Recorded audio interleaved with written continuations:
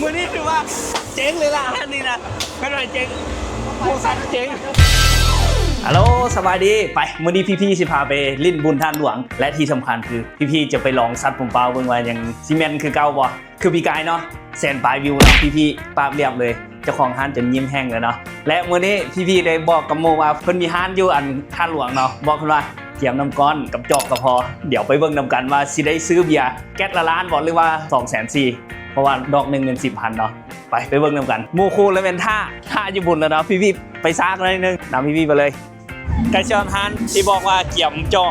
เกี่ยมน้ำก้อนไว้ท่าเนาะฮันที่ว่าเฮ็ดบิ๊กผมที่ปีกายพี่ๆเฮ็ดผมขาวเนาะปีนี้ผมดำละเขาเจ้าบ่จื้อละเนาะ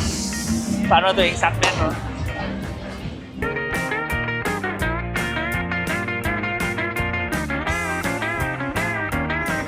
ฮัลโหล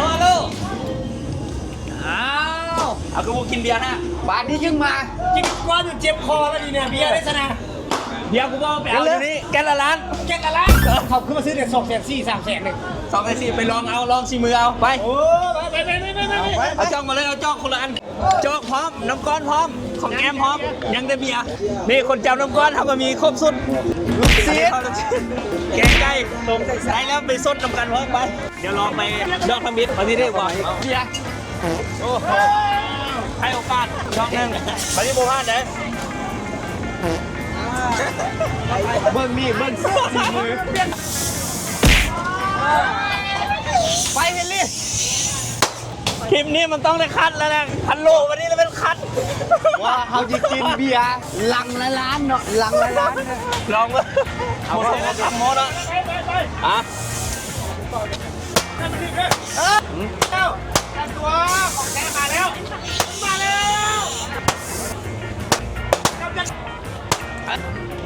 เนี่ยจริงสิแหละวันหนึ่งนั้นยอกเพิ่นซื้อนะจังไรมันจะไวยิงแกมก่อนแกงไก่กินได้ไหมแกมไก่ได้แกมก่อนอ้าวโยกวันนี้เอาอีก3 ช้อนเลยมันนี่เกี่ยวมันนี้อ่ะเราหักคนเพื่อเลยดิ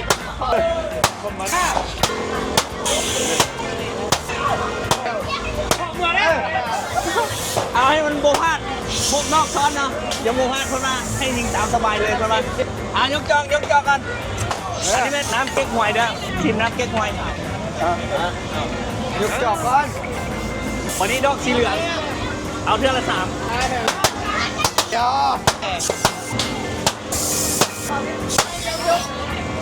ไม่เดียวเลยอ้าวเจ้าใส่ยามาได้ได้อยู่ว่านี่เจ้าของงานโอ้เจ๊งหมายถึงเอาผู้ซัดเจ๊งนะเบียร์เนาะแก๊ส1 ละล้านเนาะกินมื้อใส่ต้องมากินอยู่บนท่านหลวงเบียร์แก๊สละล้านเด้อกินแบบไหนต้องซัดผู้เป้ายิงเอาเด้อมาวันนี้สีฟ้าเนาะนี่เจ้าละ3 บาทเก่าผ้าบันนึงสินเด้อ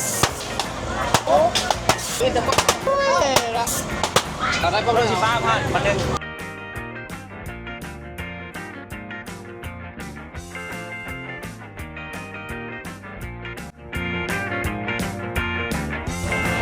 เยี่ยมปิดท้ายเลยได้แบบนี้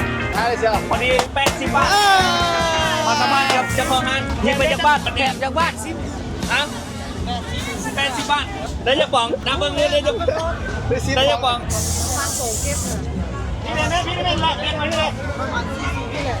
ประมาณ42 เราเอาสัมพันธ์จากบ้านร่วงรอด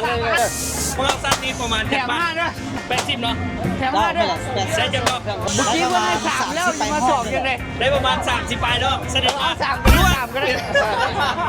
กำลังดีเลยนี่มีแต่นักสัตว์คนเอง